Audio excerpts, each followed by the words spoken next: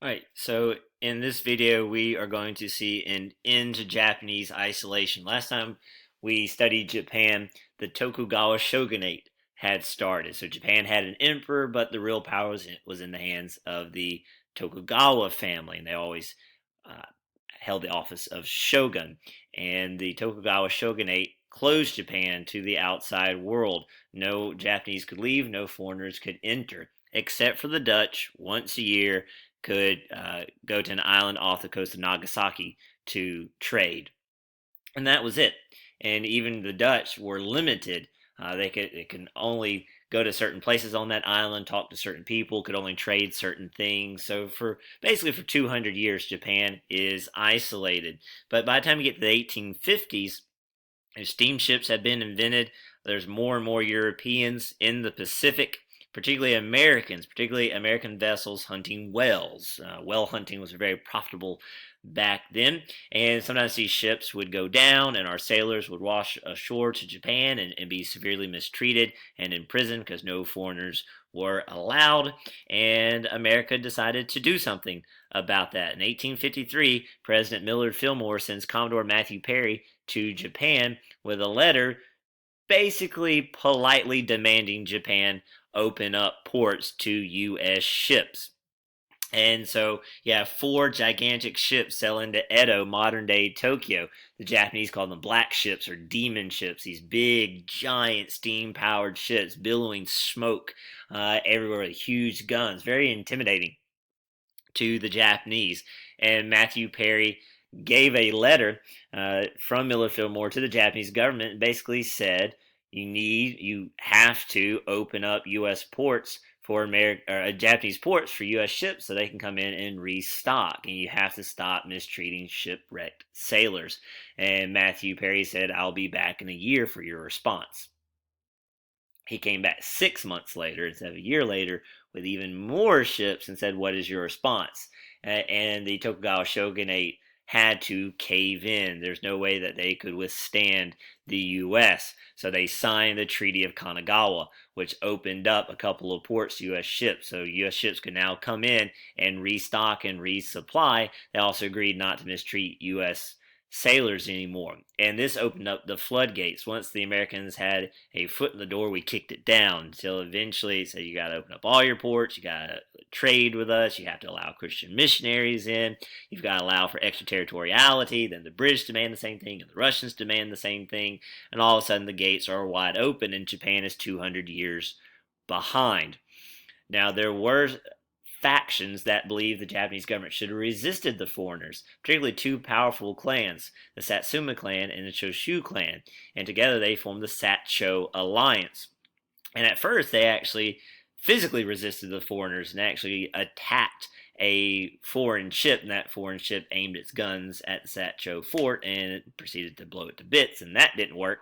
So the Satcho Alliance realized, okay, to resist the foreigners, we're going to have to become like the foreigners. We are going to have to modernize. So the Satcho Alliance overthrows the shogunate and supposedly restores the emperor to power, but really the emperor's not in charge. It's going to be members of the Satcho Alliance in charge. This is called the Meiji Restoration of Emperor Mutsuhito. Meiji means enlightened, the enlightened restoration of Emperor Mutsuhito. So Japan is going to set a course to modernize as quickly as possible because it's 200 years behind. And Japan, even though it was fairly well isolated, it had been getting news from the outside world before in its isolation. It knew what the foreigners had done to China, like during the Opium War, for instance. So they could look to the Chinese and say, we don't want to be like the Chinese. So on the political front, they end the class system. So that means no more warrior class, no more samurais. It was actually outlawed. The samurais were outlawed. You cannot have your top knot anymore. You cannot carry your samurai sword out in public anymore. And since there's no more samurais, that means there's no more daimyos. If there's no more daimyos, there's no more Hans, the territory of the daimyos. What happens is the former daimyos, their Hans are taken away from them, but many of the former daimyos now become governors of the prefectures. So they convert the daimyos into governors and the Hans into prefectures. Not all the daimyos got on board with this. There were daimyos and their samurai retainers who resisted, and the government had to fight them and crush them, and make them get on board with modernization, kind of drag some of them kicking and screaming into the modern era. And then the Japanese did something smart, work smart, not hard. They established this research committee under Ito Hirobumi and basically sent them out into the world. And some of them went to foreign universities in places like Britain and America to study. Others were sent to study politics. Others were sent to study militaries and navies and basically report back. And then Japan was going to decide, okay, whose system do we want to copy? So, for instance, they based their military on Germany, they based their navy on Britain, and they based their educational system on the United States. So they're going to pick and choose. They're not going to reinvent the wheel, so to speak. They're going to copy what already works. That allows them to accelerate the process of modernization. And a big debate they had was, what kind of government are we going to have? And you had two rival factions within the Japanese government. You had the liberals, and they wanted a democratic model similar to what you see in Britain and France, where Parliament, the elected legislative body, had the supreme authority.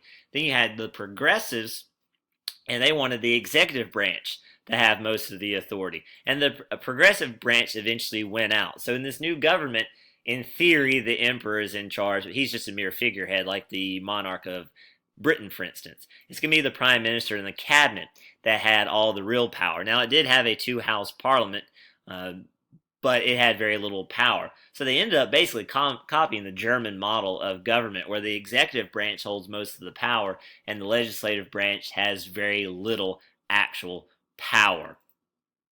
When it came to economics, right, they had to overhaul the economic system as well. So what they do is they develop a new land tax. Previously, your tax was based on your harvest. Now it's based on your land, right? This is great for the government, right? The idea that it was based on land, not harvest. This is great for the government because it meant steady money coming into the government.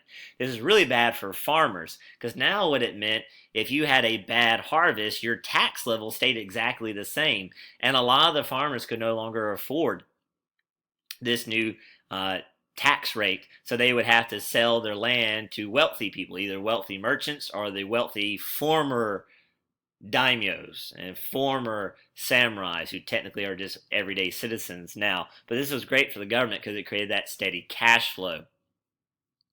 And then the government took that money and they invested it in industry so they could catch up with the West. They took the money and turned it into subsidies, basically government loans and grants to help jumpstart businesses. So this created a very tight relationship between industry and the Japanese government, because the Japanese government is going to give industries money to get started. The government's going to pay close attention to those industries to make sure they're spending their money wisely.